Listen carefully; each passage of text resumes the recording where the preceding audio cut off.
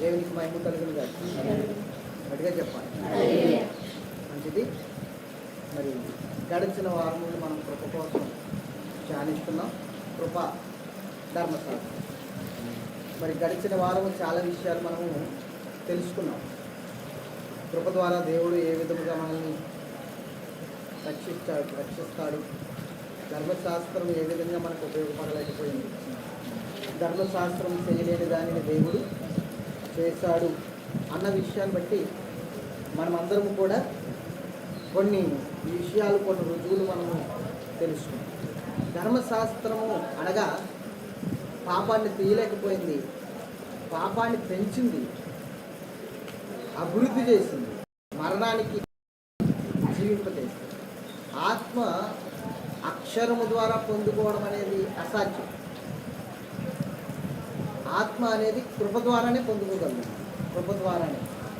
ఏ విధంగా? కృపవరాలు కావచ్చు, ఇంకొకటి కావచ్చు, ఏదైనా కావచ్చు. కృపవరాలు అనేవి ఆత్మ ద్వారా వస్తాయి. ఆ ఆత్మ ద్వారా ఈ కృపవరాన్ని మనం పొందుకునే రీతికి ముందుకు వెళ్ళడానికి దేవుడు చాలా అద్భుతమైన రీతిలో కృపను విస్తరింపజేస్తున్నాడు. కృపను విస్తరింప చేయడానికి దేవుడు మనల్ని ఎన్నుకున్నాడు. ఒక రకంగా చెప్పాలంటే కృపను విస్తరింప చేయడానికి దేవుడు మనల్ని ఎన్నుకున్నాడు. ఆ కృపను మనం విస్తరింప చేయాలి.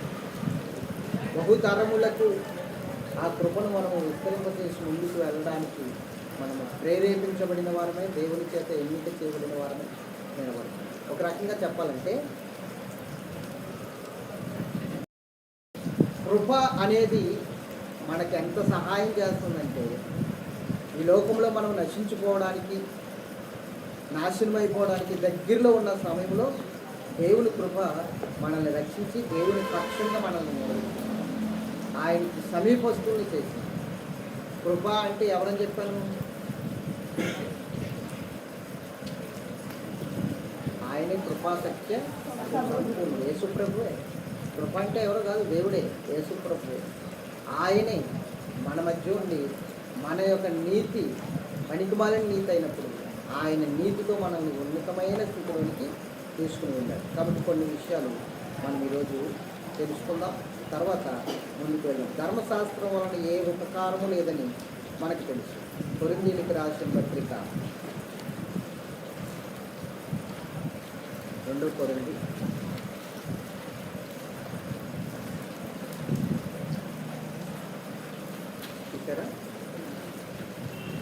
2 కొరింథీ 3వ అధ్యాయం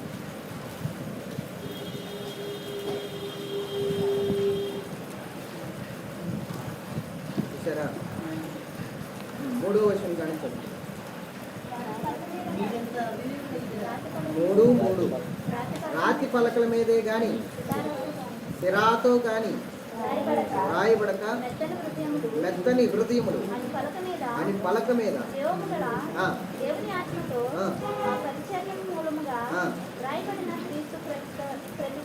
పత్రిక అయి ఉన్నారని మీరు తేటపడుతున్నారు. అవునా? తేటపరచబడుతున్నారు. క్రీస్తు ద్వారా దేవుని ఎడల మీకెట్టి నమ్మకము కలదు. మా వలన ఏదైనా అన్నట్టుగా ఆలోచించుటకు మా అంతటి మేమే సమర్థులమని కాదు, మా సామర్థ్యము దేవుని వలనే కలుగుతున్నది. ఆయనే మనల్ని కొత్త నిబంధనకు అనగా అక్షరమునకు కాదు కానీ ఆత్మకే పరిచారకులమంతకు మాకు సామర్థ్యం కలిగించి ఉన్నాడు. చాలు. అక్షరము చంపును కానీ ఆత్మ జీవింపచేయను. చాలు. దేవునికి మహిమ కలుగుతుంది. ఇప్పుడు ఇంకొక విషయం చదువుకుందాం. అందులోనే 13, 14 చదువుకుందాం. 14 వచ్చిన తర్వాత మరియు వారి మనసులు కనుక నేటి వరకు పాత నిబంధన చదవబడినప్పుడు అది క్రీస్తునందు కొట్టివేయబడింది. వారికి తేటపరచబడక చాలు. ఇప్పుడు మీకు పాత నిబంధన, క్రొత్త నిబంధన, ఈ 2 విషయాల గురించి చెప్తాను. చెప్పండి. పాత నిబంధన, పాత నిబంధన కొట్టివేయబడిందా లేదా?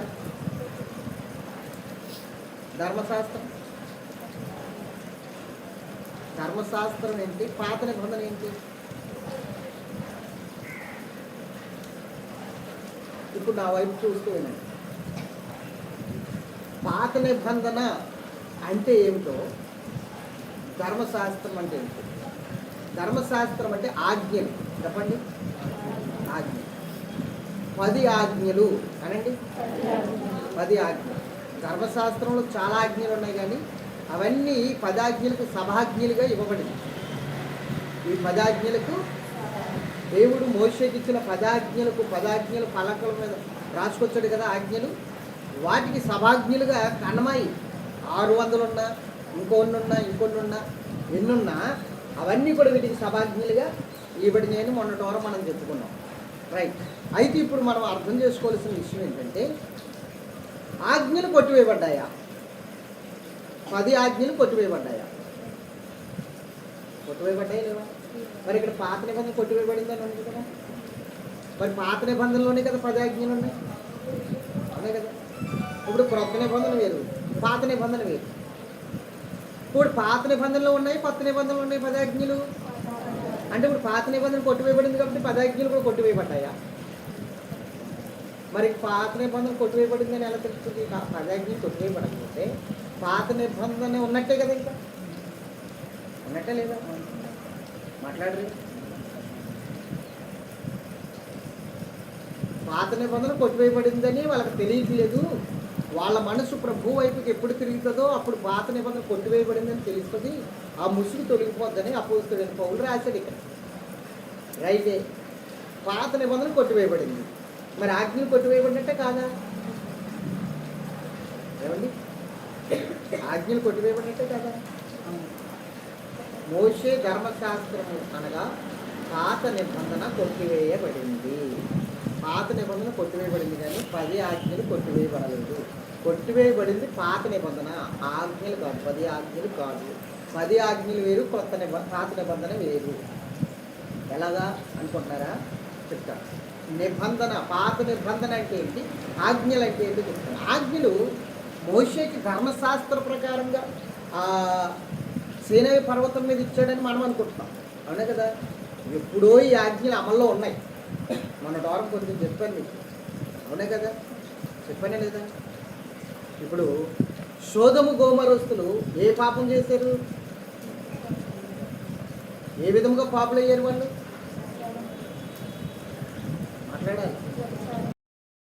వ్యభిచారమేనా? సోదము గోమరస్తులు చేసింది వ్యభిచారమా కదా? వ్యభిచారము, వాళ్ళు భయంకరమైన వ్యభిచారం చేసి పాపం చేశారు. అంటే అప్పటికి ఆ ఆజ్ఞ ఇవ్వబడలేదు కదా. ఎప్పుడు ఇచ్చాడు? సీనాయి పర్వతం మీద ఇచ్చాడు. మరి అప్పటికి ఆజ్ఞ లేనప్పుడు అది పాపం ఎలాగైంది? అవునే కదా. నరహత్య చేయకూడదు అన్నది కూడా సీనాయి పర్వతం మీద మోషే కాలంలోనే వచ్చింది. మరి కయ్యని ఏం చేశాడు? ఏబేల్ని. మరి అది పాపం ఎలాగైంది? అప్పటికి తెలియదు కదా, నరహత్య చేయకూడదని తెలియదు కదా. అప్పటికి ఆజ్ఞ ఇవ్వబడలేదు కదా. అంటే నరహత్య చేయకూడదు, వ్యభిచరించకూడదు, దొంగలించకూడదు అంటే విషయాలు ఆజ్ఞపూర్వకంగా రాలేదు, కానీ అప్పటికే అది పాపం అని చెప్పబడింది. ఆజ్ఞ అతిక్రమించడమే. మరి ఆదాము ఆజ్ఞ అతిక్రమించాడు లేదా? అంటే అప్పటికేముంది? ఆజ్ఞలు ఉన్నాయి, కానీ వెలుగులోనికి రాలేదు. మీకు గడిచిన వారం కొన్ని విషయాలు చెప్పాను. ఏం చెప్పానంటే, బైక్ కలెక్ట్ చేసిన వాడే నెగిటివ్గా ఆలోచించి ఏం చేశాడు? హెల్మెట్ కనిపెట్టాడు. బైక్ కనిపెట్టినాడు, అమ్మో వీడు యాక్సిడెంట్ మరి బుర్రబద్దలైతే అక్కడేమో. నెగిటివ్గా ఆలోచించి, పాజిటివ్గా ఆలోచించి బైక్ కనిపెట్టాడు. నెగిటివ్గా ఆలోచించి ఏం చేశాడు? అది హెల్మెట్ కనిపెట్టాడు. హెల్మెట్ బైక్తో పాటు కనిపెట్టబడిందా లేదా? లేకపోతే ఈ మధ్య కాలంలోనే కనిపెట్టారా? అంటే అప్పటి నుంచి ఉంది కదా హెల్మెట్ పెట్టుకునే బండి తోలాలని. కానీ ఈ మధ్య కాలంలో ఎక్కువ దాన్ని స్ట్రిక్ట్ చేశారు, అవునా. కొంచెం బందోబస్తు చేశారు. హెల్మెట్ పెట్టుకోకపోతే కేసు, హెల్మెట్ పెట్టుకోకపోతే పెనాల్టీ కట్టాలి. ఇదివరకు కూడా ఉంది హెల్మెట్, కానీ హెల్మెట్ పెట్టుకోవడం మంచిదని, అలా పెట్టుకోకుండా తోలడం ప్రకారం నేరం అని తెలుసు, కానీ ఎవరు దాన్ని పరిధిలోకి తీసుకురాలేదు. కానీ 2017 సంవత్సరం వచ్చేసరికి గొప్ప బందోబస్తు చేశారు. హెల్మెట్ పెట్టుకోవాలి, అవునే కదా. అలాగే అబ్రహాము కాలంలో, ఇస్సాకు కాలంలో, యాకోబు కాలంలో, ఆదాము కాలంలో నోవాహు కాలంలో, లోతు కాలంలో ఈ ఆజ్ఞలు ఉన్నాయి. కానీ అప్పటికి వెలుగులోనికి రాలేదు. దేవుడు మోషేని తీసుకెళ్ళి ఇశ్రాయేలు ప్రజలకు ఆ ఆజ్ఞలు ఇవ్వడానికి నేను ఎప్పుడో ఇచ్చాను, ఇదిగో మరలా నేను అవన్నీ నీ ద్వారా బయలుపరుస్తున్నాను, దీన్ని ఇప్పుడు కొంచెం కట్టుదిట్టం చెయ్యి. అప్పుడు కొంచెం కట్టుదిట్టంగా లేదేదో చూసి చూడనట్లు వదిలేశాను. అందుకని అపోస్తలుడైన పౌలు అంటాడు, ఆ కాలమందు దేవుడు అంట అజ్ఞాన కాలమందు చూచి చూడనట్లు వదిలేసాడంటే ఇప్పుడు అందరూ అంతటా మారు మనసు పొందాలని ఆయన నిశ్చయించున్నాడు. ఆ అజ్ఞాన కాలమందు దేవుడు ఏం చేశాడు? చూచి చూడనట్లు వదిలేశాడు. కాబట్టి ఇప్పుడు అలా కాదు. అలాగే మనం హెల్మెట్ పెట్టుకోకపోయినా చూచి చూడనట్లు వదిలేశారు. ఇప్పుడు కరెక్ట్ కాదు. ఇప్పుడు పెట్టుకోకపోతే వెనకాల పెట్టుకుని వెళ్ళైనా ఏం చేస్తున్నారు? వాళ్ళు ఎక్కడైనా కనబడుతుంటే అక్కడ టాయిలెట్కి వెళ్ళిపోతాం కదా. ఇప్పుడు బాగా స్ట్రిక్ట్ అయిపోయింది అనమాట. అలాగే మోషే కాలం వచ్చేసరికి సీనాయి పర్వతం నుంచి తీసుకెళ్ళింది. ఇంతకు ముందున్నా పట్టించుకోలేని విషయాలు ఇప్పుడు బాగా ఆజ్ఞలు ఇచ్చాడు. అంటే మోషే ద్వారా వచ్చింది కాదు, అంతకుముందే ఉంది అని అర్థం. అంతకుముందే ఉంది అని అర్థం. దేవునికి స్తోత్రం చేస్తాను. రైట్. ఇప్పుడు ఆ 10 ఆజ్ఞలు కొత్త నిబంధన వచ్చినప్పుడు కొట్టివేయబడ్డాయా? పాత నిబంధన కొట్టివేయబడ్డది కదా, కానీ 10 ఆజ్ఞలు కొట్టివేయబడలేదు. ఎందుకు ఈ 10 ఆజ్ఞలు కొట్టివేయబడలేదని చెప్తాను. ఒక యవనస్తుడు యేసు ప్రభు దగ్గరికి వచ్చాడు. వచ్చినప్పుడు ఏమన్నాడు? చదువుదాం. మార్కు సువార్త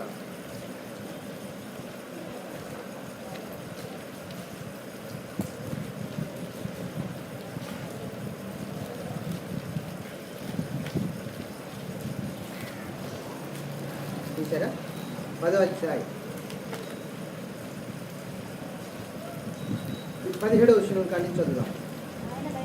ఆయన బయలుదేరి మార్గంలో పోవచ్చుండగా ఒకడు పరిగెత్తుకుని వచ్చి ఆయన ఎదుట మోకాళ్ళుని సద్బోధకుడా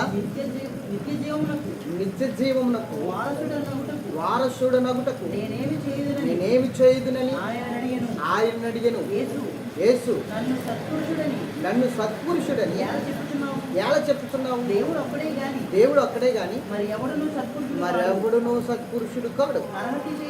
నరహత్య చేయవద్దు, వ్యభిచరించవద్దు, దొంగిలించవద్దు, అబద్ధ సాక్ష్యము పలుకవద్దు, మోసపుచ్చవద్దు, నీ తల్లిదండ్రులను సన్మానింపు. ఏం చెప్తున్నాడు ఇప్పుడు? నిత్య జీవంలో ప్రవేశించాలంటే ఏం చెప్తున్నాడు చెప్పండి? మీరు ఏం రాసుకొచ్చారు ఇప్పుడు? 10 ఆజ్ఞలని అయ్యే చెప్తున్నారు. అదే కదా, అర్థమవుతుందా? ఇప్పుడు యేసు ప్రభు దగ్గరికి వచ్చి అంటాడు సద్బోధకుడా అన్నాడు. దేవుడు ఒక్కడే కదా సద్బోధకుడు. నన్ను అంటావేంటి? నీకేం కావాలంటే నేను నిత్యజీవం పొందాలంటే ఏం చేయాలి అని అడుగుతాను. అప్పుడు ఆ యవనస్తుడు ఏం చెప్పాలి? అంటే పాత నిబంధనలు కొట్టివేయబడింది అబ్బాయి, పాత నిబంధనలు ఇంకా ఆజ్ఞ నువ్వు పాటించగలదు, నేను నీ కొరకు శిలువలో చనిపోతున్నాను, కాబట్టి శ్వాసం ఉంచు చాలు అని చెప్పాలి. ఏం చెప్పాడు ఈయన? ఆ 10 ఆజ్ఞలు చెప్పాడు. అంటే పరలోకం వెళ్ళడానికి ఇవి చాలా ప్రాముఖ్యమైన విషయాలు అన్నా కదా. మాట్లాడరా? ఇవన్నీ నెరవేర్చాలి. ఇప్పుడు 10 ఆజ్ఞలు నెరవేర్చాలి. చెప్పండి, 10 ఆజ్ఞలు వరుసగా చెప్పండి. 1వ తరగతి పిల్లలు పాఠం చెప్పినట్టు కాదు. ఎలాగా 10 ఆజ్ఞలు నెరవేర్చాలి ఇప్పుడు. అడే కదా. ఆ 10 ఆజ్ఞలు నెరవేర్చడం మన వల్ల అవుతుందా? 10 ఆజ్ఞలు ఒక్క ఆజ్ఞలు ఇవ్వడం. ఈ 10 ఆజ్ఞలే ధర్మశాస్త్రం. అర్థమవుతుందా? ఈ 10 ఆజ్ఞలు ఒక్క ఆజ్ఞ పాటిస్తే 10 ఆజ్ఞలు పాటించేస్తాయి. ఏంటంటే బాబు చెప్పండి బాబు అన్నట్టు చూస్తారేంటి? తెలీదా? అదేదో కొంచెం పుణ్యం కట్టుకుని బాబు అన్నట్టుగా చూస్తారు. అసలు 10 ఆజ్ఞలు ఒక్క ఆజ్ఞలో ఇవ్వడం ఉందట. ఆ ఒక్క ఆజ్ఞ ఏంటో తెలిస్తే ఇంకా మనము సెలరైపోవచ్చు అన్నమాట అన్నట్టుగా చూస్తున్నారు నావంతా. ఎవట్లేదు ఈయన అని. ఆ ఒక్క ఆజ్ఞ ఏంటో తెలుసా? ఒక్క ఆజ్ఞ ఏంటి చెప్తా. రోమిలికి రాసింది.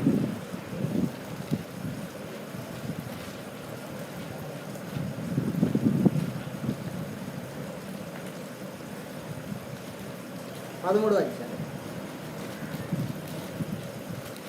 8వ వచనం.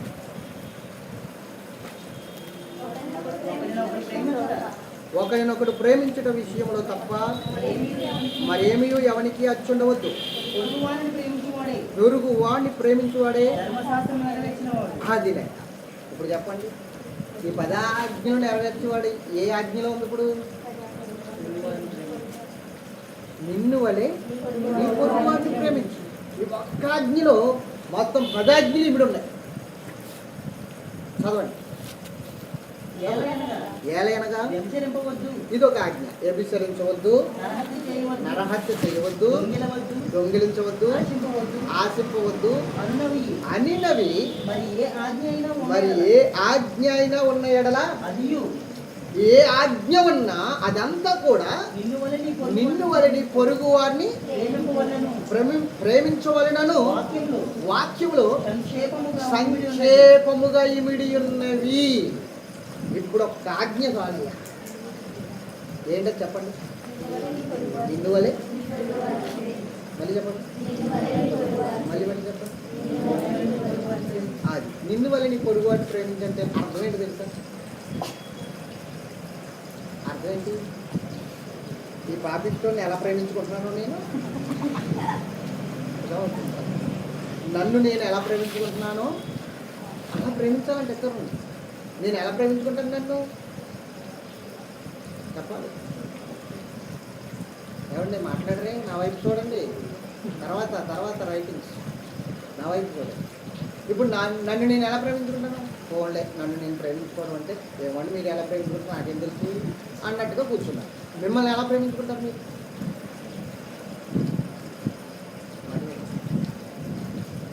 ఆకిపిల్ల కాకి నా ముఖం నాకే ముద్దు, ఈ ముఖం అది అర్థంలో ఒకసారి చూసి ఎంత అందంగా పుట్టేది అంటే ఏంటి? ఇప్పుడు మనం ఎంత నల్లగా ఉన్నా, కోతి ముఖం లాగా ఉన్నా ప్రేమ మన మీద మనకి, మనం బాగోలేదని మనకు తెలిసినా కూడా మన మీద మనకు ప్రేమ ఉంది. మరి ఎత్తువాడు కొంచెం వంకరకుంటే ఆయన ఎందుకు ప్రేమించలేదు? అడిగి ఏదో వంక పెట్టి పిలుస్తాం, విఘ్నం పెడతాం. అవునా కదా?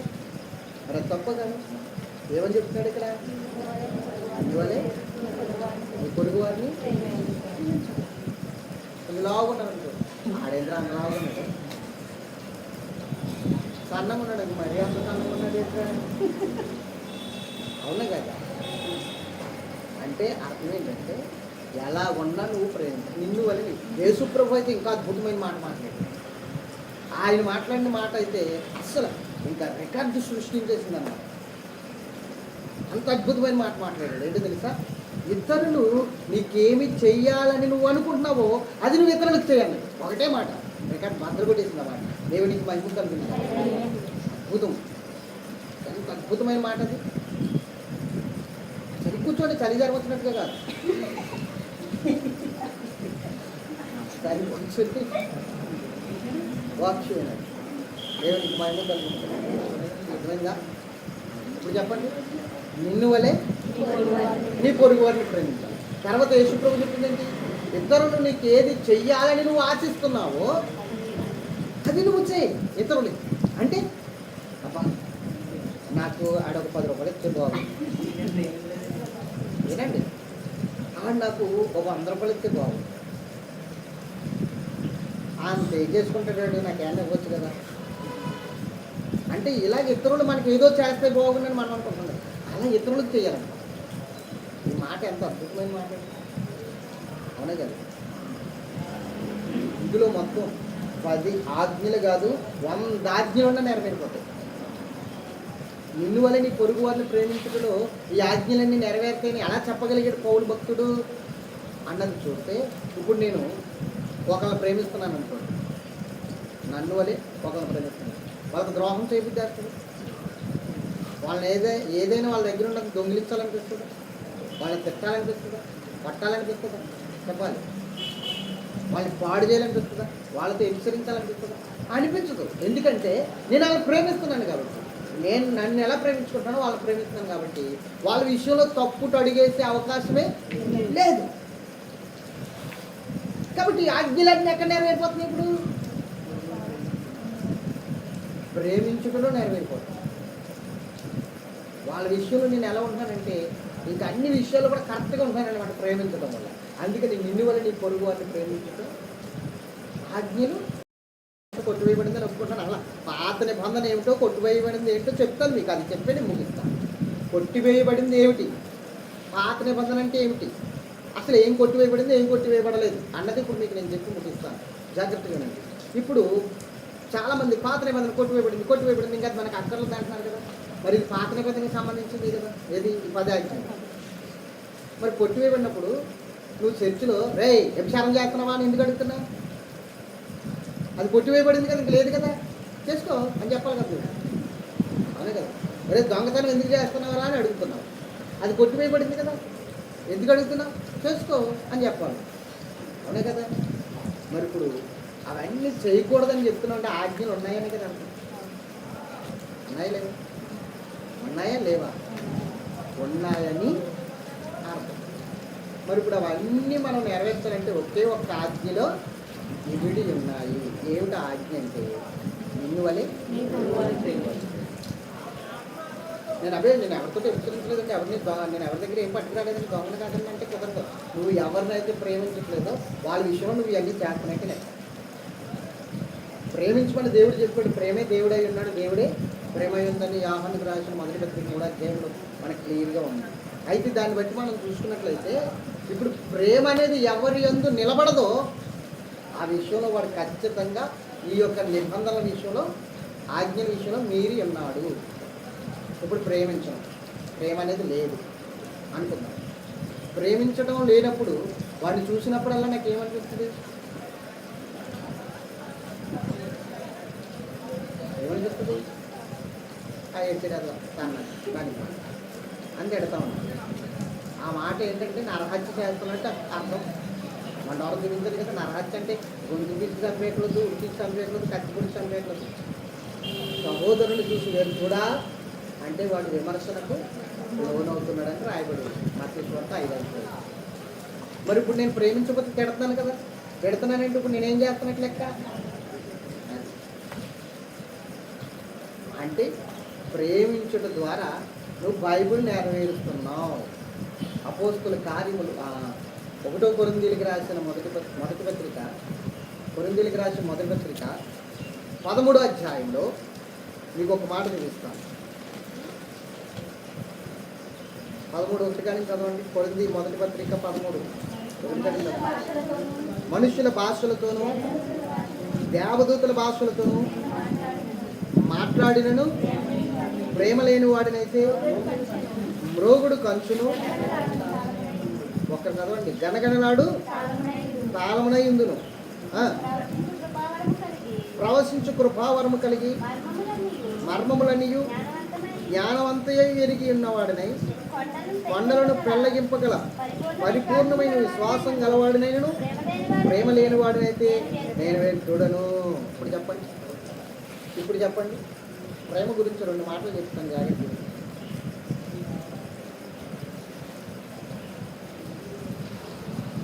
కృపావరాలు కలిగిన వ్యక్తినయ్యి, మర్మాలు గొప్పగా చెప్పేస్తున్న వ్యక్తినయ్యి, ఏమండి కొండలను పిండి చేసేంత విశ్వాసం కలిగిన వ్యక్తినయ్యి, అద్భుతాలు చేయగలిగిన వ్యక్తినయ్యింది, దేవదూతల భాషలతోనూ మనుషుల భాషలతోనూ కలిగిన వ్యక్తినయ్యింది. ఇవన్నీ చేసేసి ప్రేమ లేకుండా అందరినీ ఇసుక్కుంటూ కసురుకుంటూ ఉన్నాను అనుకోండి. ఏంటి నేను గనగన మూగు కంచు, ఏం ప్రయోజనం లేదు. వ్యర్థుడనే. ప్రేమ లేకపోతే వ్యర్థులు. ప్రేమించాలి. ఎవరిని ప్రేమించాలి? నిన్ను వలె పొరుగు వారిని. తల్లిదండ్రులు ప్రేమించాలి, సహోదరులను ప్రేమించాలి, అన్నదమ్ములను ప్రేమించాలి, అక్క చెల్లెలను ప్రేమించాలి, అవుతుందా? పొరుగు వారిని ప్రేమించాలి. ఇలాగా ప్రేమించుటలోనే నువ్వు దేవుని యందు నిలబడగలదు. దేవుడు అన్ని విషయాల్లో నీకు సహాయం చేస్తాడు. ప్రేమ అనేది ప్రాముఖ్యమైనది. ఎవరిని పెట్టారా? ప్రేమ అంటే తప్పుట అడిగేయకండి. ప్రేమ అంటే నేను చెప్పేది లోక సంబంధమైన ప్రేమ కాదు. దేవుని ప్రేమ చూపించాలి. దేవుడి ప్రేమ ఏంటి? తండ్రిని కుమారుడు రొట్టె అడిగితే రాతినిస్తాడా? చెప్పండి, ఏమిస్తాడు? రొట్టెలు ఇస్తాడు. అలాగే మనము కూడా దేవుని వెలుగులో ఉన్నాం కాబట్టి ప్రతి ఒక్కరిని ప్రేమించగలగాలి. ప్రేమించడం అంటే క్షమించగలగాలి. ఎవరు ఏం చేసినా తప్పండి, దేవుని స్తోత్రం తెలియజేసేది అలా చేయకిన ఆయన ఇంకా వదిలి అని చెప్పేది. ఆ విధంగా మనం ముందుకు వెళ్ళాలి అన్ని విషయాల్లో కూడా. ప్రేమ చాలా ప్రాముఖ్యమైనది. ప్రేమ, ద్వేషం శాతానికి సంబంధించినది, కోపం శాతానికి సంబంధించినది, అసూయ శాతానికి సంబంధించినది, గర్వం శాతానికి సంబంధించినది, అహంకారం శాతానికి సంబంధించినది. నాశనానికి ముందు గర్వం నడుచును, పడిపోవడానికి ముందు అహంకారం గల మనసు నడుచును. అంటే ఎక్కడికి నడిపిస్తున్నాయి ఈ రెండును? గర్వము అహంకారం ఎక్కడికి నడిపిస్తున్నాయి? పడిపోవడానికి, నాశనానికి నడిపిస్తున్నాయి కదా. కాబట్టి ఇవన్నీ సాతానుడికి సంబంధించినవి. ఇవి కాదు. మనకేముండాలి? ఒక్క గుణం ఉండాలి, ప్రేమించే. ప్రేమ పెడుతుంది కానీ తీసుకోదు. చెప్పండి, ప్రేమ పెడుతుందా ఇచ్చుకుంటుందా? ప్రేమ పెడుతుంది. ఎవరు అంటున్నాడు? మీ ఇంటికి వస్తే ఏమిస్తారు? అయితే మా ఇంటికి వస్తే నువ్వేం చేస్తావు అని అడుగుతుంది. అంటే వీళ్ళు ప్రేమలో ఏముంది? పిచ్చిపుచ్చుకోవడం. అవునే కదా. కానీ దేవుడి ప్రేమలో ఇవ్వడమే ఉంది, కానీ పుచ్చుకోవడం ఉందా? ఆయన ప్రేమలో ఎప్పుడు ఇవ్వడమే, ధారాళంగా ఇవ్వడమే, ధారాళంగా ఇవ్వడమే. అదే మనం చూపించవలసిన ప్రేమ.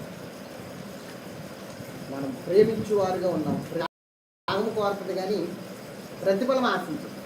ఇది గుర్తుంచుకోండి. ప్రేమ ఎప్పుడు కూడా త్యాగమే కోరుతుంది.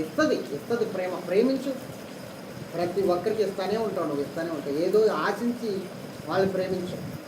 నిజంగా తండ్రి కుమారుడు ప్రేమిస్తే వాడికి ఏదో ఒకటి చెయ్యాలిరా, ఏదో ఒకటి ఉంటారా, నమ్ముకుని ఉన్నారా నన్ను అని ఏదో ఒకటి చేస్తాడు. తండ్రి ప్రేమలో అంత ఉందన్నమాట. నువ్వు ఎప్పుడు కూడా చూడు, ఇచ్చే మనసు ఎవరికిందో వాళ్ళు ప్రేమిస్తున్నట్లే, తీసుకునే మనసు ఎవరికిందో వాళ్ళు ప్రేమించట్లేదు. తీసుకోండి, దేవునికి మహిమ కలుగుతుంది. అయితే చూడండి, ఇంకా కొంచెం ఇప్పుడు ప్రేమ గురించి 4 మాటలు చెప్తున్నాడు ఇక్కడ. 4వ వచనం చదువుదాం.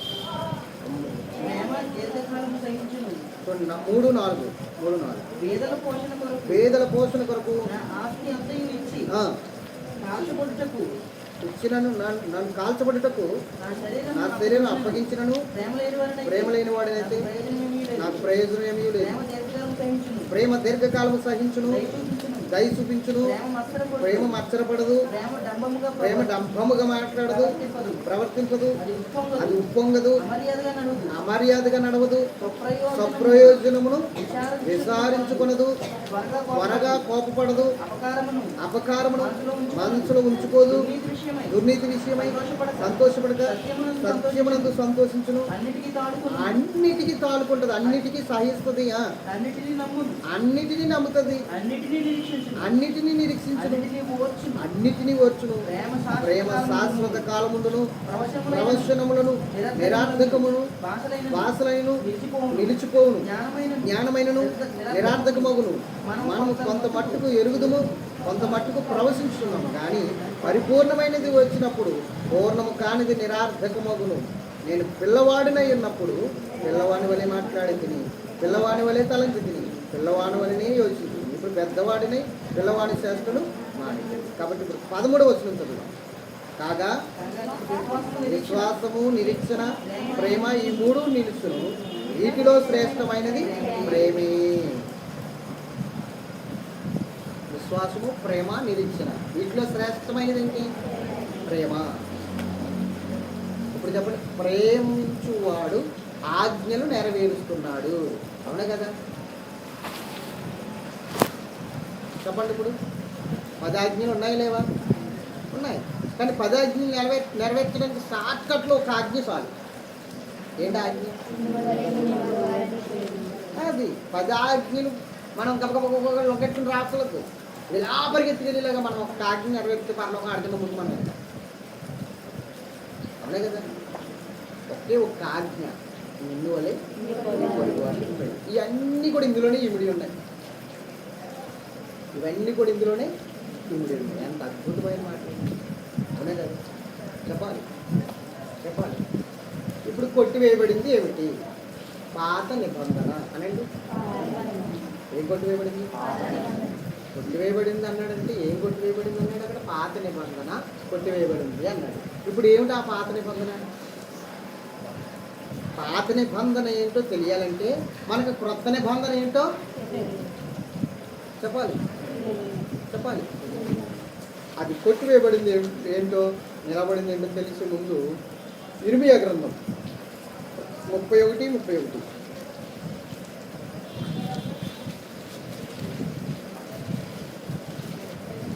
ఇదిగో నేను ఇశ్రాయేలు వారితోను యోధా వారితోను క్రొత్త నిబంధన చేయు దినములు వచ్చుచున్నవి. ఇది యెహోవా వాక్కు. అది ఐగుప్తులో నుండి వారిని రప్పించుటకై నేను వారి చెయ్యి పట్టుకునే దినమున వారి పితరులతో నేను చేసిన నిబంధన వంటిది కాదు. నేను వారి పెనిమిటినైనను వారు ఆ నిబంధనను భంగము చేసుకునేది. ఇదే యెహోవా వాక్కు. ఈ దినములైన తరువాత నేను ఇశ్రాయేలు వారితో యూదా వారితోను చేయబోవు నిబంధన ఇదే. వారి మనస్సులలో నా ధర్మ విధిని ఉంచదని వారి హృదయంలో దాన్ని వ్రాసెదను. దేవునికి స్తోత్రం చెప్పండి. ఇదిగో నేను ఇశ్రాయేలుతోను యూదా వారితోను క్రొత్త నిబంధన చేయ దినములు వచ్చుచున్నవి. అంటే పాత నిబంధన కొట్టివేయబడుచున్నది, క్రొత్త నిబంధన ఇస్తాడు. ఇప్పుడు ఏమిటా క్రొత్త నిబంధన తెలిస్తే పాత నిబంధన ఏంటో మనకు ఆటోమేటిక్గా తెలిసిపోద్ది. క్రొత్త నిబంధన ఏంటో తెలిస్తే పాత నిబంధన ఏది కొట్టివేయబడిందో మనకు అర్థమైపోతుంది. ఆ ముక్కలు చెప్పేసి నేను ముగించేస్తాను జాగ్రత్త. క్రొత్త నిబంధన ఏమిటి? క్రొత్త నిబంధన అంటే ఏంటి? పాత నిబంధన అంటే ఏంటి? క్రొత్త నిబంధన అంటే ఏంటో చూపిస్తాను. మత్తయి 26.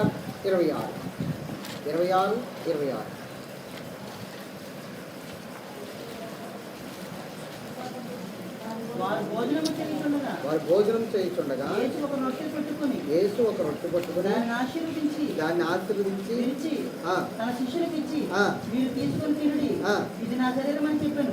మరియు ఆయన గిన్నె పట్టుకొని కృతజ్ఞతాస్తుతులు చెల్లించి వారికి ఇచ్చి దీనిలోని మీరందరూ త్రాగుడి, ఇది నా రక్తము, అనగా పాప క్షమాపణ నిమిత్తము అనేకుల కోసం చిందింపబడుచున్న నిబంధన రక్తము. చాలు. ఏ రక్తం ఇది? కింద ఏముంది? ఒక సంఖ్య ఉంది కదా, పుట్టినట్లు ఏముంది? క్రొత్త నిబంధన అనండి. ఇప్పుడు క్రొత్త నిబంధనకి పునాది ఏంటి? హలో, క్రొత్త నిబంధనకి పునాది ఏంటి? యేసు రక్తము. క్రొత్త నిబంధనకి పునాదే యేసు రక్తం.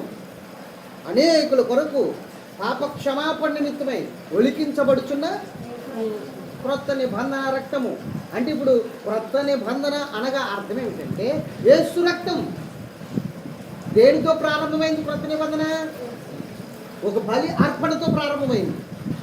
మానవులందరి నిమిత్తమై తన్ను తాను సిలువుకెక్కి తన్ను తాను అర్పించుకుని బలి అయిపోయాడు కదా, రక్తం కార్చాడు కదా, దాంతో ప్రారంభమైంది క్రొత్త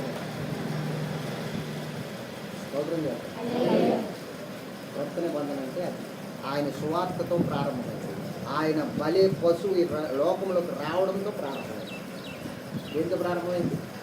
బలు పశువుగా ఆయన శరీరాన్ని ధరించుకుని లోకానికి వచ్చాడు చూసారా, దాంతో ప్రారంభమైంది క్రొత్త నిబంధన. అంటే ఇప్పుడు క్రొత్త నిబంధన అంటే రక్తము సిందించబడుట, బలి అయిపోవుట.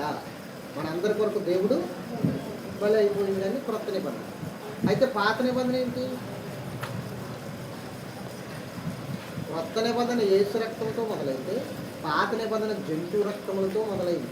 క్రొత్త నిబంధన దేవుడు మన కోసం బలి అయిపోతే పాత నిబంధనలో జంతువులు మన కోసం మనం బలి చేసుకుంటూ వచ్చాం. మనమే వాటిని బలి చేసుకుంటూ వచ్చాం. అంటే పాత నిబంధన కొట్టేసి క్రొత్త నిబంధన ఇస్తున్నానంటే దానికి అర్థం ఏంటంటే జంతువుల రక్తం ద్వారా కానీ పక్షుల రక్తం ద్వారా కానీ మీ పాపం పోదు. కాబట్టి ఇంకా ఆ నిబంధన రక్తాన్ని కొట్టేసి ఇదిగో మీకు ఒక క్రొత్త నిబంధన రక్తాన్ని ఇస్తున్నాను, ఈ రక్తము మీ పాపములను శుద్ధీకరిస్తుంది, ఇది తరతరములకు నిలిచిపోతుంది, ఇది భూమి ఉన్నంత వరకు కూడా ఈ రక్తం ప్రతి ఒక్కరిని శుద్ధీకరిస్తుంది. అంటే ఇప్పుడు కొట్టేసింది ఏంటి? జంతు బలులను కొట్టేసాడు. అది పాత నిబంధన. కొట్టేసింది ఏంటి? అది 10 ఆజ్ఞలు కాదు, 10 ఆజ్ఞలకి సభాజ్ఞలు ఉన్నాయి చూసారా, అవి కొట్టేశాడు. ఏం కొట్టేశాడు? సభాజ్ఞలు, జంతు బలుల గురించి అవి ఇవి బోల్డ్ ఉన్నాయి. పాప పరిహారార్థ బలని, ఇంకా అపరాధార్థ బలని, ఇంకా చెప్పుకోవాలంటే సర్వంగ బలని, ఇలా ఎన్నో బలులు ఉన్నాయి. సమాధానార్థ బలని కదా. ఈ బలులన్నీ తీసేసి ఒకే ఒక్క బలి, అది క్రొత్త నిబంధన. అంటే ఇప్పుడు పాత నిబంధన కొట్టివేయబడిందంటే జంతు బలులు తీసేశాడు, ఇంకా బలులు లేవు, అవి కొట్టివేయబడ్డాయి. ఇప్పుడు ఒకటే బలి. ఏంటది? ఎబ్రిల్కి రాసిన పత్రిక 9వ అధ్యాయము 12, 13, 14 చదువు. మేకల యొక్కయు కోడెల యొక్క రక్తంతో కాక, మేకల యొక్కయు కోడెల యొక్కయు రక్తముతో కాక, తన స్వరక్తంతో ఒక్కసారి పరిశుద్ధ స్థలంలో ప్రవేశించను. తన స్వరక్తంతో ఒక్కసారి పరిశుద్ధ స్థలంలో ప్రవేశించెను. ఏలయనగా మేకల యొక్కయు ఎడ్ల యొక్కయు రక్తమును, మేకల యొక్కయు ఎడ్ల యొక్కయు రక్తమును, మైలపడిన వారి మీద ఆవు దూడ బూడిద చల్లుటయు, మైలపడిన వారి మీద ఆవు దూడ బూడిద చల్లుటయు, శరీర శుద్ధి కలిగినట్లు వారిని పరిశుద్ధపరిచిన ఎడల నిత్యుడగు ఆత్మ ద్వారా తన్ను తాను దేవునికి నిర్దోషినిగా అర్పించుకున్న క్రీస్తు యొక్క రక్తము నిర్జీవ క్రియలను విడిచి దేవుని దేవుని సేవించడకు మీ మనస్సాక్షిని ఎంతో ఎక్కువగా శుద్ధి చేయును. ఈ హేతువు చేత మొదటి నిబంధన కాలంలో జరిగిన అపరాధములన్నిటినీ విమోచనము కలుగుటకు ఆయన మరణము పొందినందు పిలువబడిన వారు కూర్చిన వాగ్దానమును పొందు నిమిత్తము ఆయన క్రొత్త నిబంధనకు మధ్యవర్తి అయి ఉన్నాడు. ఇప్పుడు ఏమై ఉన్నాడు ఆయన? ఆయన క్రొత్త నిబంధన. ఇప్పుడు పాత నిబంధన అంటే ఏం కొట్టివేయబడ్డది? పదాజ్ఞలు కాదు, సభాజ్ఞలు కొట్టివేయబడ్డాయి. జంతు బలులే ఆ సభాజ్ఞలు. చెప్పండి, ఎన్ని పశువులు బలి చేసేవారండి, ఎన్ని మేకలు బలి చేసేవారండి, ఎన్ని పొట్టేళ్ళని బలి చేసేవారండి. సొలొమోను మందిరం కడితే కొన్ని వేల గొర్రెలను పొట్టేళ్ళని బలిచ్చాడు. అక్కడ కొన్ని వేల పొట్టేళ్ళని బలిచ్చాడు. వేలే. సొలొమోను మందిరం కట్టినప్పుడు వేల పొట్టేళ్ళని దేవుడికి బలిచ్చాడు. ఇవన్నీ తీసేసాడు అనమాట. తీసేసి ఏం చేశాడంటే ఒకే ఒక్క బలి, శాశ్వత కాలం నిలిచే బలి, ఆ ఒక్క బలి పెట్టాడు. అది కొత్త నిబంధన. ఇంకా ఆ బలులతో సంబంధం లేదు, ఈ బలి ఒక్కటే. చెప్పండి, ఇప్పుడు పాత నిబంధన అంటే ఏంటి? జంతు బలి, జంతువు రక్షణ. కొత్త నిబంధన అంటే యేసుక్రీస్తు బలి, యేసుక్రీస్తు రక్షణ. ఇదే సాక్షి. ఈ బలి ఉంటే సాక్షి. ఇప్పుడు కొట్టివేయబడింది పాత నిబంధన మాత్రమే, పదాజ్ఞలు కాదు. చెప్పండి, పాత నిబంధన మాత్రమే కొట్టివేయబడింది. ఇప్పుడు ఏంటంటే ఆ కాలంలో పదాజ్ఞలు కరెక్ట్గా పాటించాలి. ఇంకా సభాజ్ఞలు కూడా ఉన్నాయి, అవి కూడా పాటించాలి. కానీ ఇప్పుడు సభాజ్ఞలు పాటించకూడదు, పదాజ్ఞలు కూడా మనం ఏం చేయాలంటే ఒకే ఒక్క ఆజ్ఞ ద్వారా నెరవేర్చాలి. షార్ట్కట్ అనమాట, కృప. దాన్ని ఏమంటారంటే కృప. చెప్పండి, కృప. ఆ కృప ద్వారా మనం నీతిమంతుడిగా చేసుకోవాలి. ఆ కృప ద్వారానే మనము ప్రభుకి దగ్గర అయిపోతాం. మనం కృప చూపించాడు, కృపమయడం. ఆ పదాజ్ఞలు ఒక్క ఆజ్ఞలో ఎన్ని ఉన్నాయి, ఆ ఒక్క ఆజ్ఞను బట్టి మనం నిన్నువలే నీ పొరుగు అని ప్రేమ. అందులో ఎంత అర్థం చెప్తారు. ప్రేమ ఎవరికి ద్రోహం చేయదు, ప్రేమ ఎవరిని చెప్పించదు, ప్రేమ ఎవరిని కూడా బాధ పెట్టదు, ప్రేమ ఎవరిని కూడా దూషించదు, అవమానపడదు. ప్రేమిస్తూనే దేనంగానే వెళ్ళిపోదు. కాబట్టి అది పదాజ్ఞలు నెరవేర్చేసిన ప్రతిఫలం ఇచ్చారు. ఏమొస్తుంది? పదాజ్ఞల ప్రతిఫలము నీ ఒళ్ళు వాడేస్తుంది. ఎంత అద్భుతం అవుతుంది, ఎంత గొప్ప మార్గం, ఆశ్చర్యకరమైన రీతిలో దేవుడు మాట్లాడుతున్నాడు. ఇంకా రక్తం గురించి మాట్లాడుకోవాలంటే చూడండి, 16వ వచనం కానీ చూడండి. మరణ శాసనం ఎక్కడ ఉంటుందో అక్కడ మరణ శాసనం రాసిన వాడి మరణము అవశ్యము. ఆ శాసనమును వ్రాసిన వాడు మరణము పొందితేనే అది చెల్లదు. అది వ్రాసిన వాడు జీవించుండగా అది ఎప్పుడైనా చెల్లునా? చూసారా, మొదటి నిబంధన దేంతో ప్రతిష్ఠించబడింది? రక్తంతోనే. ఇప్పుడు క్రొత్త నిబంధన కూడా దేంతో ప్రతిష్ఠించబడింది? రక్తంతోనే. అంటే రక్తము చిందించడమే క్రొత్త నిబంధన, పాత నిబంధన. మనం ఏమిటంటే పాత నిబంధనలో జంతువుల రక్తం చిందింపజేస్తాం. క్రొత్త నిబంధనలో మన కోసమే దేవుడు పశువుగా వచ్చి రక్తం చిందించాడు. ఇది శాశ్వతమైనది. అప్పుడు కూడా రక్తాన్ని ఉపయోగించేవారు.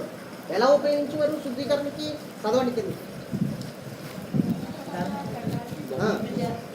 ధర్మశాస్త్రము మోసే ప్రతి ఆజ్ఞను, ధర్మశాస్త్రం ప్రకారము మోసే ప్రతి ఆజ్ఞను ప్రజలతో చెప్పిన తర్వాత ఆయన నీళ్లతోను రక్తవర్ణము గల గొర్రెపొట్టుతోను హిస్సోపుతోను కోడెల యొక్కయు మేకల యొక్క రక్తమును తీసుకొని దేవుడు మీ కొరకు విధించిన నిబంధన రక్తం ఇది అని చెప్పుచు గ్రంథము మీదను ప్రజలందరి మీదను ప్రోక్షించను.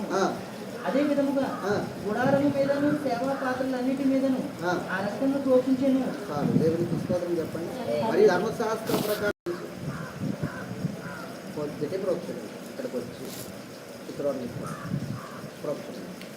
అలాగే ఇంట్లో డైలీ పొద్దున సాయంత్రం రక్తము ఒక నీరు తీసుకుని అందులో ద్రాక్షరసం రక్తంగా ప్రార్థన చేసింది. అదే విశ్వసించి వేసి మొత్తం అంతా ప్రోక్షించి సేవ పాత్ర మీద ఇంట్లోని మా మీద ప్రోక్షించి ప్రతి డైలీ కూడా అది మాకు ఒక నమ్మకం కంచి వేస్తుంది, మోపుదలిస్తుంది. శాతాలు శక్తులను శగడ శక్తులను లోనకి రానిదని ప్రోక్షపిస్తూనే ఉంటాం. ఒక పాత్రలో నీళ్ళు వేసి అందులో వేసి రక్తం వేసి ప్రోక్షపిస్తూ ఉంటాం. ఎంతమంది చేస్తున్నారు అలా? అది ఎంతో అద్భుతమైన జంతువుల రక్తము, మేకల రక్తం, కోళ్ళ రక్తంతో చేశారు. ఇది నిబంధన రక్తం అని చింపారు. మరి అసలైన ఏసు రక్తం చెప్పుచు గ్రంథం మీదను ప్రజలందరి మీదను ప్రోక్షించాను. అదే విధంగా గుడారం మీదను సేవా పాత్రలన్నిటి మీదను ఆ రక్తము ప్రోక్షించాను. చాలు. ప్రతి విషయంలో కూడా రక్తం అనేది మనకి చాలా ఇంపార్టెంట్. ఏసు రక్తం చెప్పండి. కొత్త నిబంధన అంటే ఏంటి? పాత నిబంధన అంటే ఏంటి? కొత్త నిబంధన అంటే యేసుక్రీస్తు బలి పశువులు ఇక్కడికి వచ్చి రక్తం ఒలికించి మనం శుద్ధీకరించాడు. అది కొత్త నిబంధన. కృప ద్వారా ప్రవేశించాడు. అవునా కదా? కాబట్టి పాత నిబంధన అంటే జంతువుల బలి, జంతువుల రక్తం ఒలికించడం. ఇప్పుడు పాత నిబంధన కొట్టివేయడం అంటే ఏంటి? అది ఇప్పుడు యేసుప్రభు వచ్చినా కూడా ఏం చేస్తున్నారు ఇజ్రాయేల్ ప్రజలు? అబ్బెబ్బెబ్బే అని చెప్పేసి వాళ్ళు ఇంకా జంతువులు బలిలే అంటే. అందుకని అపోస్తులైన పౌలు పాత నిబంధన కొట్టివేయబడిందని వాళ్ళకి తెలియట్లేదు అని చెప్తున్నాడు. చూడండి మళ్ళీ కొరింథీయులకు రాసిన 2వ పత్రిక 3వ అధ్యాయం 14వ వచనం. మరియు వారి మనసులు కఠినములైను కనుక నేటి వరకు పాత నిబంధన చదవబడుతున్నప్పుడు అది క్రీస్తునందు కొట్టివేయబడిన వారికి తేటపరచబడక ఆ ముసుగే నిలిచి ఉన్నది. నేటి వరకు మోసే గ్రంథము వారు చదివినప్పుడెల్లా ముసుగు వారి హృదయముల మీద ఉన్నది కానీ వారి హృదయము ప్రభు వైపునకు ఎప్పుడు తిరుగును అప్పుడు ముసుగు తీసివేయబడును. చూసారా? పాత నిబంధన కొట్టివేయబడిందని వాళ్ళకి తెలియట్లేదు. అంటే ఏం చేస్తున్నారు? ఇంకా వాళ్ళు గొర్రెలు తీసుకొచ్చి బలిచ్చేస్తున్నారు, ఎడ్లను తీసుకొచ్చి బలిచ్చేస్తున్నారు. ఇప్పటికీ చేస్తున్నారు ఇజ్రాయేల్ ప్రజలు. వాళ్ళు ఇంకా రక్షణ పొందలేదు. దేవుడు యేసుక్రీస్తుని అంగీకరించలేదు. వాళ్ళు ఇప్పటికీ ఇంకా మెస్సీ వస్తాడనే ఆలోచిస్తున్నారు. వాళ్ళు వీళ్ళు మెస్సీగా అంగీకరించలేదు. అందుకని అపోస్తలుడైన పౌలు అంటున్నాడు, వాళ్ళ మనసు ప్రభు వైపునకు ఎప్పుడు తిరుగుతుందో అప్పుడు ఆ ముసుగు తీసివేయాలి. ఎప్పుడు తిరుగుతుంది? రాకడ సమయంలో, యుగాంతంలో వాళ్ళ మనస్సు ప్రభు వైపు తిరుగుతుందట. వాడు రావాలి, అబద్ధ క్రీస్తు రావాలి. వాడు ఒక భయంకరమైన శిల్పాన్ని నిలబెట్టాలి. వాడి విగ్రహాన్ని నిలబెట్టుకోవాలి. అప్పుడు చూసి వాళ్ళందరూ కూడా ఒలివ కొండ దగ్గరికి పారిపోయి వాళ్ళందరూ రక్షణ పొందుతారు. యేసు ప్రభుని దర్శనము చూసి. అర్థమవుతుంది కదా? ఇది వాస్తవం. చెప్పండి. ఇప్పుడు పాత నిబంధన కొట్టివేయబడింది, క్రొత్త నిబంధన మనకి ఇవ్వబడింది. ఇప్పుడు క్రొత్త నిబంధన అంటే ఏంటి? సిలువ బలి రక్తం. పాత నిబంధన అంటే జంతువు బలి. అవి వాటిని రక్తం చూపించడం. ఇంకా అవసరం లేదు కదా, అది కొట్టివేయబడింది. ఇంటి మార్పు పెట్టేది. అంతేగాని 10 ఆజ్ఞలు కాదు. 10 ఆజ్ఞలకు ఇవ్వబడిన సమాధానం. చాలామందికి అర్థం కావట్లేదు. ఆ పాత నిబంధన కొట్టివేయబడింది, అదే చెప్తున్నారు. అదే కొట్టివేయబడింది కదా. పాత నిబంధన ఏంటి? మరి పాత నిబంధన కొట్టివేయబడినప్పుడు నీ బైబిల్లోంచి పాత నిబంధన చింపాడే ఎందుకది? పాత నిబంధన కొట్టివేయబడింది అంటున్నావు, అందులో ఒక్క రెఫరెన్స్ చూపించకుండా నువ్వు వాక్యం చెప్పగలదువా? కొత్త నిబంధనతో పూర్తిగాని దాన్ని బేస్ చేసుకోకుండా. పాత నిబంధన కొట్టివేయబడినప్పుడు ఇంక నీ బైబిల్ పాత నిబంధనకు సంబంధించిన పేజీలన్నీ చింపే నీ బైబిల్ నుంచి. అవసరం లేదు కదా ఇంకా కొత్త నిబంధన. పాత నిబంధన కొట్టివేయబడిన కొన్ని దృష్టాంతముగా మనకి ఇవ్వబడ్డాయి. మోషే కాలంలో ఉన్న ధర్మశాస్త్రం కొట్టివేయబడినప్పుడు మోషే గురించి ఎందుకు చెప్తున్నాం? ఇంకా వాళ్ళు మనకి ఎలా ఉన్నారు? మార్గదర్శకుడు ఉన్నారు. కోరాహు అభిరామ్ దాతాను చనిపోయారు, భూమిని నెరతీసి వాళ్ళు మింగేసింది. వాళ్ళ గురించి ఎందుకు రాయబడింది? వాళ్ళ గురించి ఎందుకు చెప్పుకుంటున్నాం మనం? వాళ్ళు దృష్టాంతముగా ఉన్నారు. మనం ఎలా ఉన్నారు? అమ్మో అలా చేయకూడదు అన్నట్లుగా మనం నేర్చుకోవడానికి వాళ్ళు ఉన్నారు. లోతు ఉన్నారు, లోతు కుమార్తెలు ఉన్నారు, వాళ్ళు భయంకరమైన పాపం చేశారు. వాళ్ళు ఎందుకు రాయించండి గ్రంథంలో? అలా అటువంటి దుర్మార్గులు రాయించకూడదు కదా. రాయించడానికి ఎందుకు? దృష్టాంతంగా, అంటే అలాంటి పాపాన్ని బైబిల్ ఖండిస్తుందని చెప్పడానికి, అలాంటిది మీరు చేయగలరు అని చెప్పడానికి ఇందులో రాయించారు. అంతేగాని చేయమని కాదు రాయించాలి. పరిశుద్ధాత్మ దేవుని చేత రాయించడానికి కారణం ఏంటంటే ఇలా మీరు చేయకండి అని. అదే కదా, ఆ విషయాన్ని అర్థం చేసుకోవాలి. దాన్ని భయంకరంగా లాగి పాకంలో పాడేసి జనానికి ఏం చేస్తున్నారంటే చేదు వస్తువుని పంచదార పాకంలో పెట్టుకుని తిరిగారు. అది పైకి తీయగానే ఉంటుంది, పంచదార పాకం అంతా కరిగిపోయి చేదు ఉంటుంది. అలా ఉంటున్నాయి ఇప్పుడు ఈ జనాల పరిస్థితి. కాబట్టి సత్యాన్ని మనం తెలుసుకోకపోతే చాలా ప్రమాదం. బైబిల్ విషయంలో సత్యాన్ని బట్టే మనం ముందుకు వెళ్ళాలి. ఒక్కొక్కరికి ఒక్కొక్క కోణంలో వెళ్ళిపోయి వచ్చేస్తారు. అది కాదు, మనం వివేచించుకోవాలి, జ్ఞానం పొందుకోవాలి. చెప్పండి, ఇప్పుడు పాత నిబంధన అంటే ఏంటి? అర్థమైందా? అర్థం కాలేదా? అర్థమైందా? చెప్పండి, ఇప్పుడు పాత నిబంధన అంటే ఏంటి? జంతువుల రక్తము. అవునా? జంతువుల రక్తం, జంతువులు బలి అర్పించడం కొట్టివేయబడింది కదా. క్రొత్త నిబంధన ఏంటి? ఇప్పుడు మనం ఎక్కడికి వచ్చాం? ఇప్పుడు ఒక మాట చూపించేసి ముగించేస్తాం. మనం ఎక్కడికి వచ్చామో చూపించేస్తాం. ఏప్రిల్కి రాసిన పత్రిక 12వ అధ్యాయం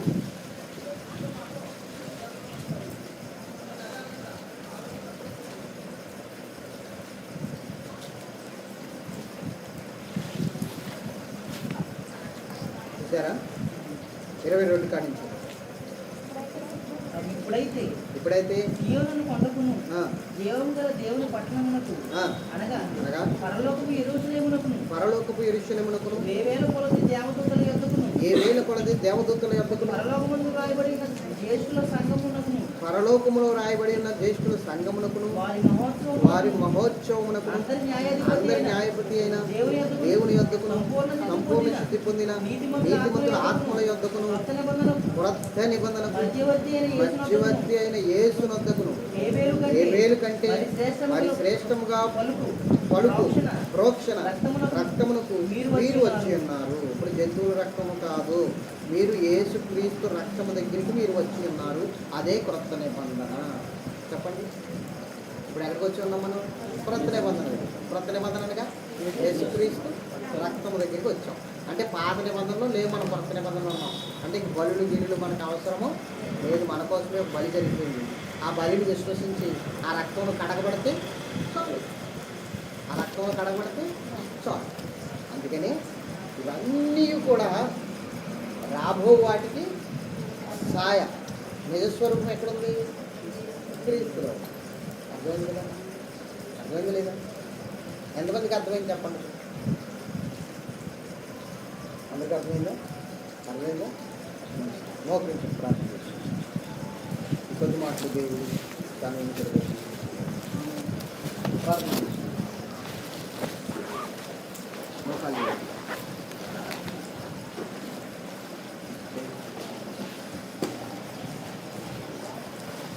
ప్రార్థన పూర్వకంగా కనిపించాలి. అందరూ కూడా ప్రార్థించాలి.